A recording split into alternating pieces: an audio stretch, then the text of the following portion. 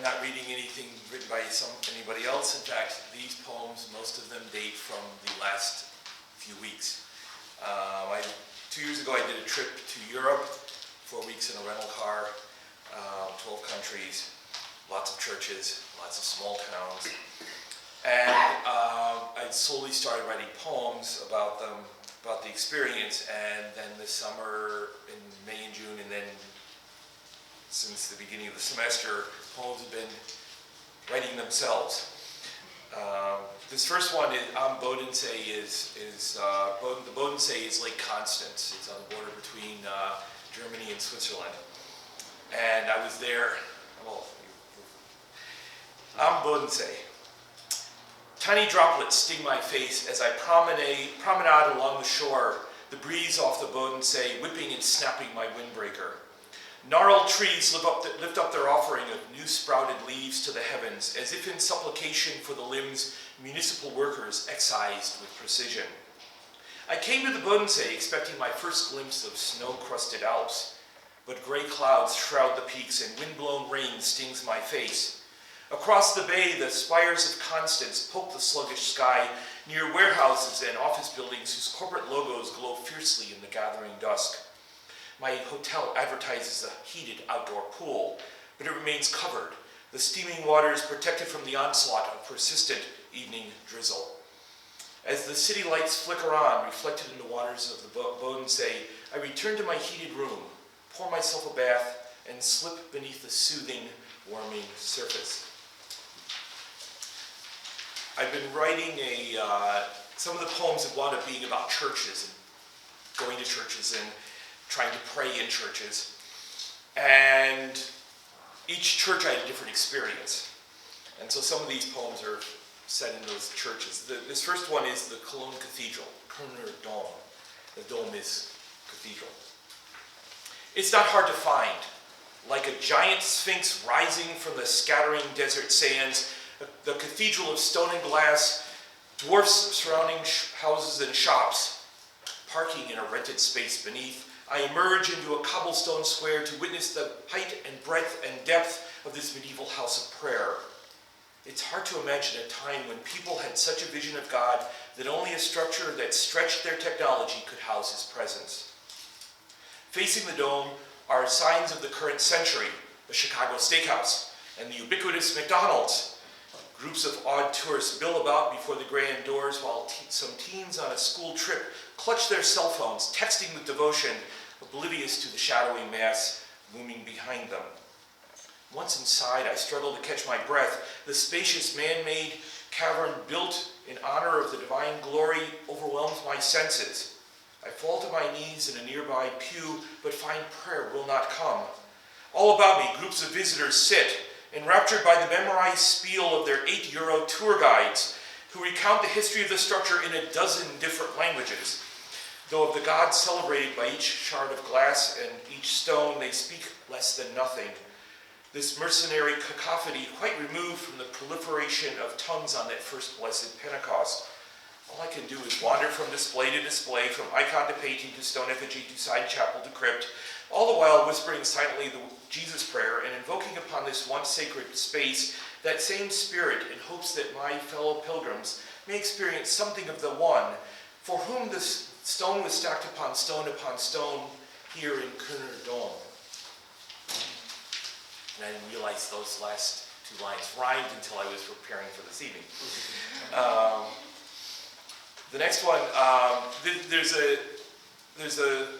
tourist highway through Germany. It's called the Romantische Straße, the Romantic Street. It goes from Würzburg all the way down to the Alps. And this was the one that I stopped in and was somewhat disappointed. Rothenburg of der Tauber. On my winding drive south along die Romantische Straße, from Würzburg to Schwangau and Füssen, ending with the gleaming walls of Wieskirche and the towering fantasy of Neuschwanstein, I pause a moment or two on the passage sculpted along the medieval wall dividing Rothenburg of der Tauber. To one side, the brightly hued cobbled streets of the old city descending from the wall, then ascending to St. Jacob's Church. To the other side, a 20th century subdivision, designed to echo the medieval architecture that charms tourists, stands in miniature when viewed through the balusteria arrow loops in the shape of a cross, as if the old city must raise the holy symbol against the encroachment of the modern world. From this height, my rented opal appears a relic of a world to which I no longer belong.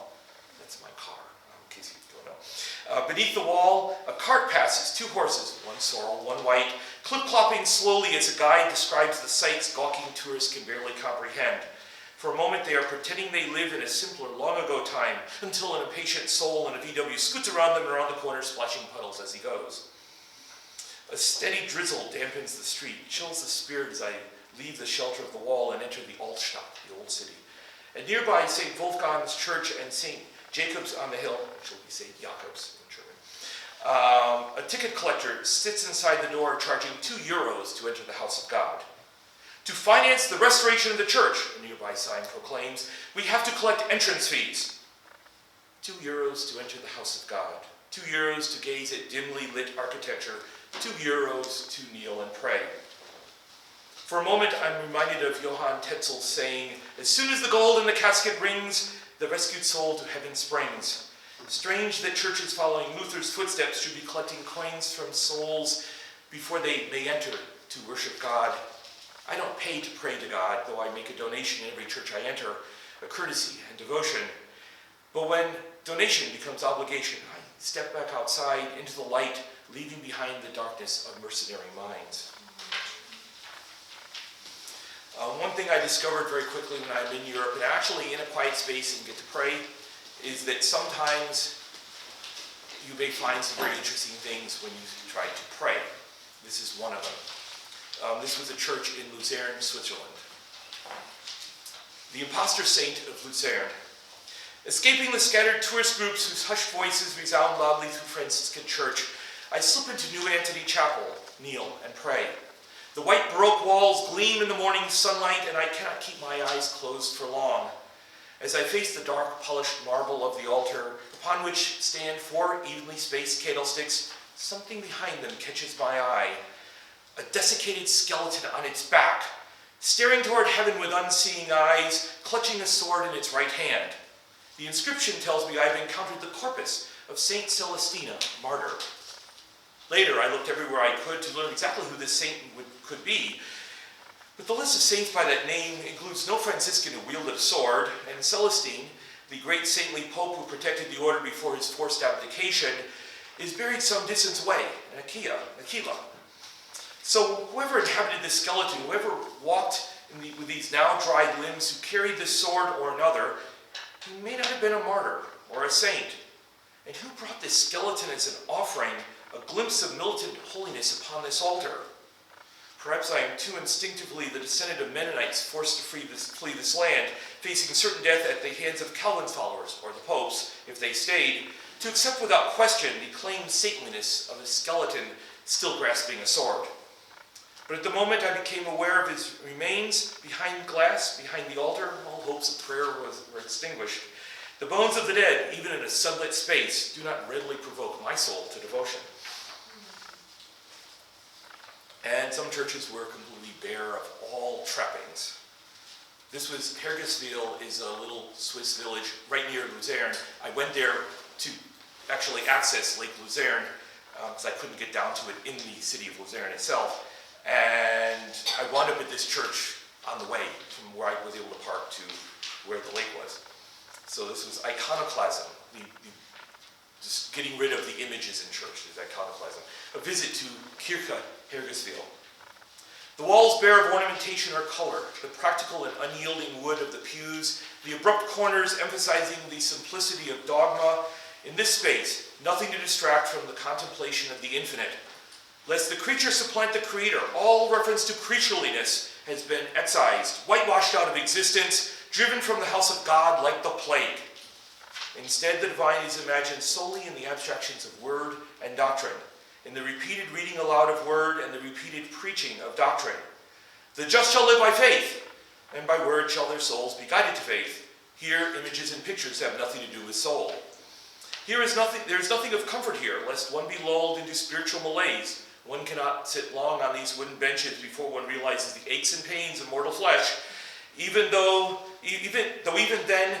those pains do not compare to the great agonies of Christ upon the cross. Agonies portrayed in words, preached in words, but never portrayed in actual cross, displaying the pierced hands and feet, the bleeding side, lest one worship the image of suffering instead of the crucified, now resurrected Lord.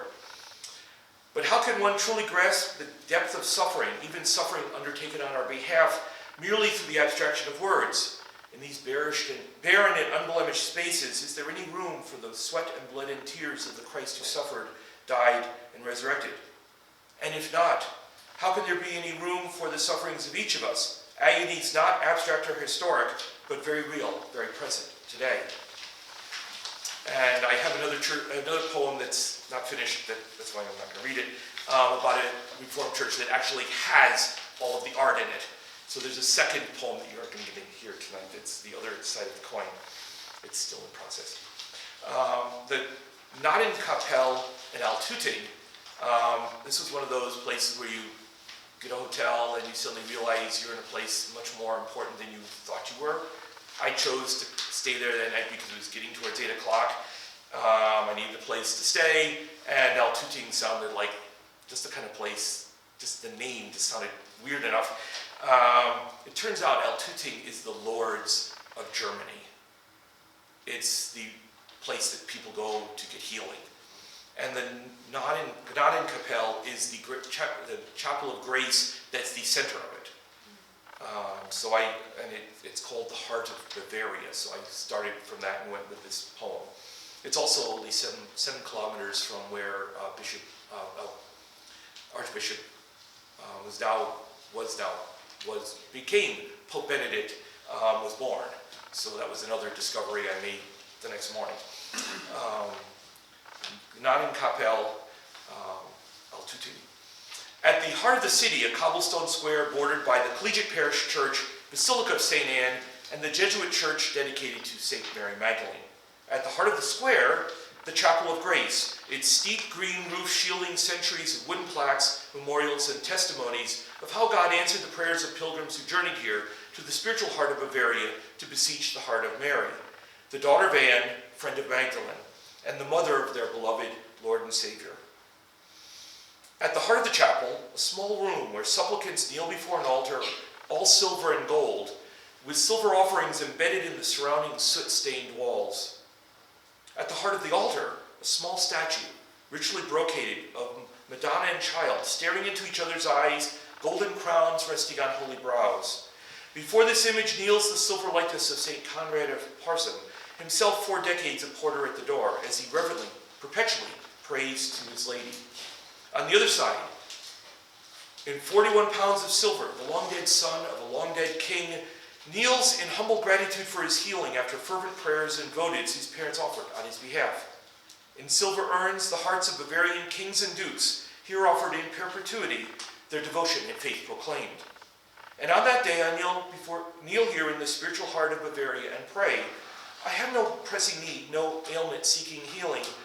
So I lift up prayers for the men and women who kneel around me, seeking divine mercy, divine grace from the heart of God.